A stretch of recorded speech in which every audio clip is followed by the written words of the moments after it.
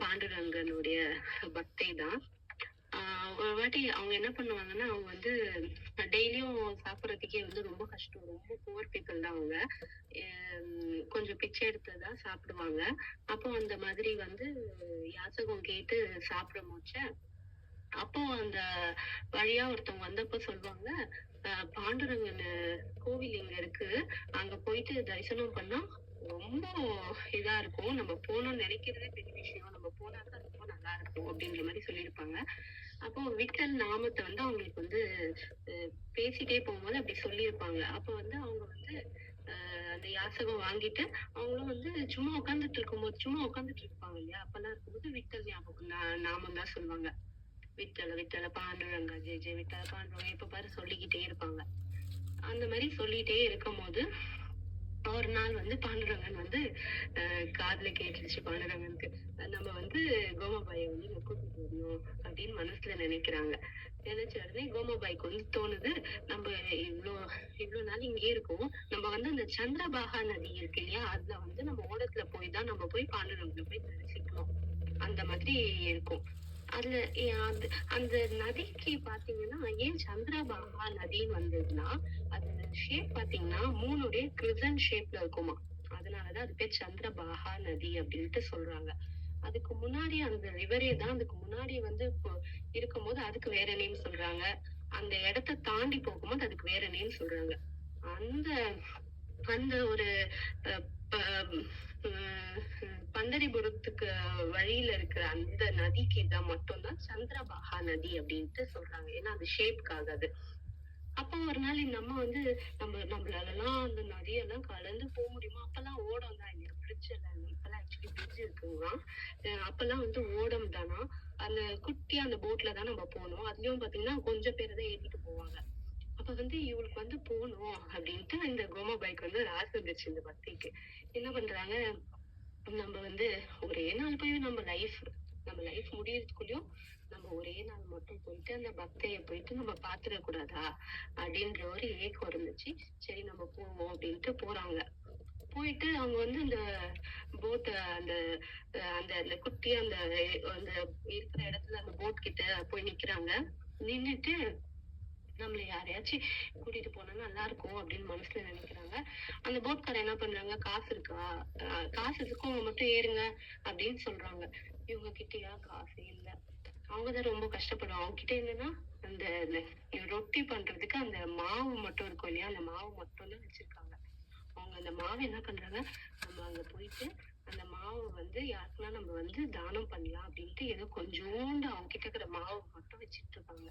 வச்சு அந்த பேக்ல வச்சுக்கிட்டு அவங்க வந்து போகணும் அப்படின்னு நினைச்சிட்டு இருக்காங்க. ஆனா அந்த போட்காரனா, காசு இல்லைன்னா ஏறாத.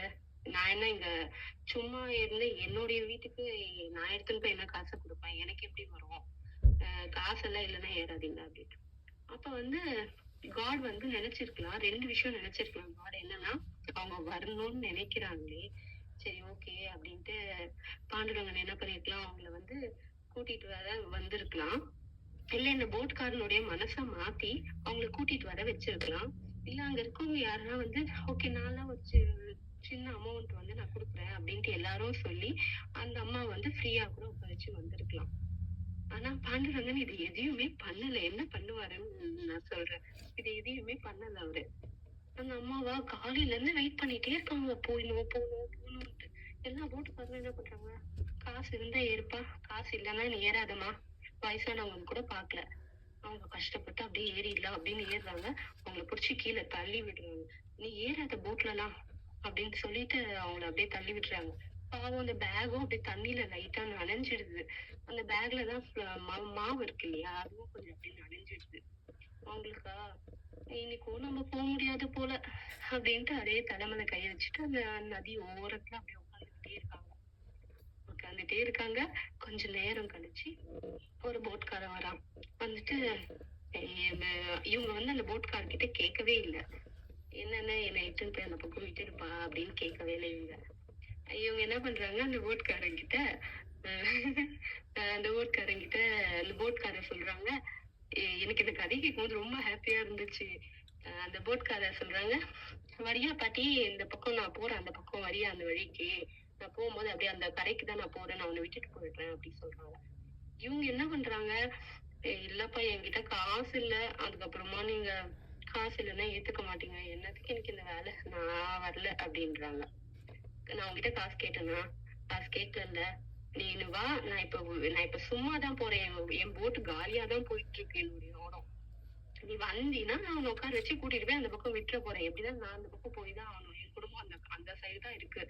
நீ வந்தீன்னா உன்ன கூட்டிட்டு போறேன். இல்லன்னா நீ இங்கே இருக்கிறதுன்னா இருந்துக்கோ. திருப்பி அந்த மாதிரி ஒரு நல்ல ஆப்பர்ச்சுனிட்டி உனக்கு கிடைக்காது போ அப்படின்னு சொல்லிடுறாங்க. இந்த பாட்டி அப்படியா ரொம்ப சந்தோஷம் அப்படின்னு சொல்லிட்டு, ஏன்னா காலையில இருந்து காசுக்காக தானே எல்லாரும் திட்டிட்டாங்க. அதனால வந்து ரொம்ப கவலையா மனசு உடைஞ்சு உட்காந்துட்டு இருக்காங்க. அப்புறமா சரி ஒரே சந்தோஷமாயிடுச்சு. சரின்ட்டு இந்த பாட்டி உட்காந்துருந்தாங்க. உட்காந்துட்டு போட்ல போறாங்க. போகும்போதெல்லாம் விட்டலனுடைய நாமத்தை சொல்லிட்டு அப்படியே போயிட்டு இருக்காங்க.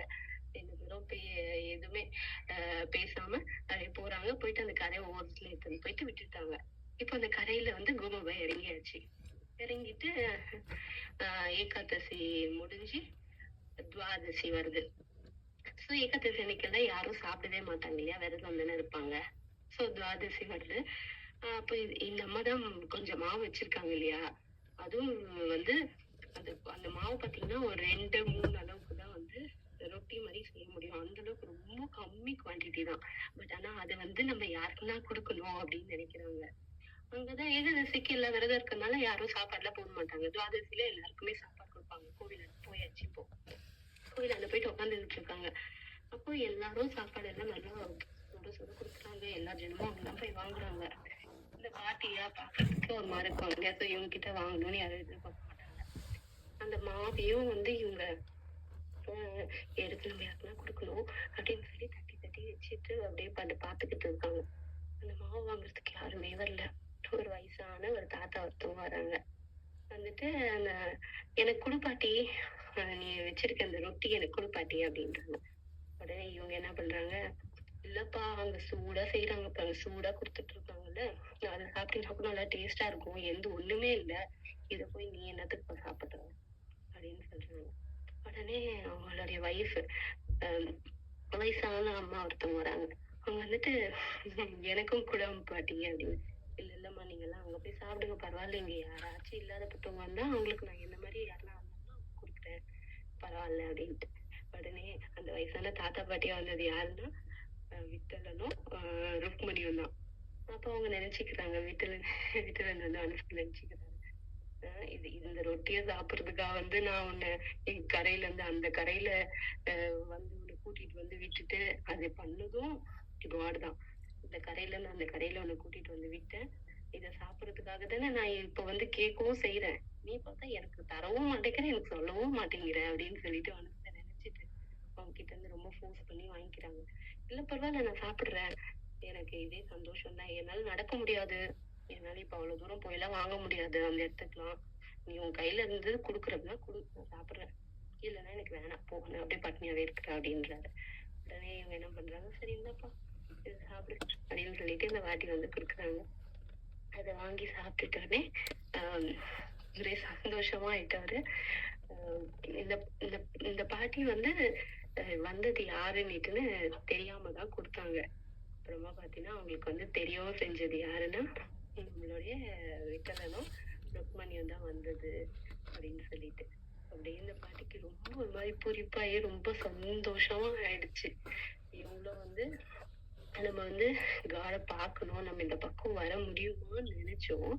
நம்மள வந்து போட்காரங்கிட்ட மனசை மாத்திருக்கலாம், இல்ல அங்க இருக்கவங்க காசு எல்லாம் கூட கொடுத்திருக்கலாம். ஆனாலும் தன் பக்திக்காக நம்மளே தான் வரணும் அப்படின்றதுக்காண்டி தனியா வந்து யாரும் வந்து அவங்கள ஏத்துக்க மாட்டாங்க அப்படின்ட்டு அவங்களை தள்ளி விட்டவங்க கிட்ட எல்லாம் இல்லாம அவங்க அது மாதிரி கொஞ்சம் கஷ்டமா கூட உட்காராம ஃப்ரீயா உட்காந்துட்டு வரணுன்றதுக்காண்டி அவரே வந்து பக்திக்காக சேவை பண்ணி கூட்டிட்டு வந்து இந்த கரையில எடுத்து வந்து விட்டு அவங்க கையால அவங்க என்ன நினைச்சாங்களோ அதை போய் நம்ம யாருன்னா கொடுக்கணும் அப்படின்னு நினைச்சாங்க. சோ அதையும் வந்து வந்து சாப்பிட்டுட்டும் நாங்க காடு.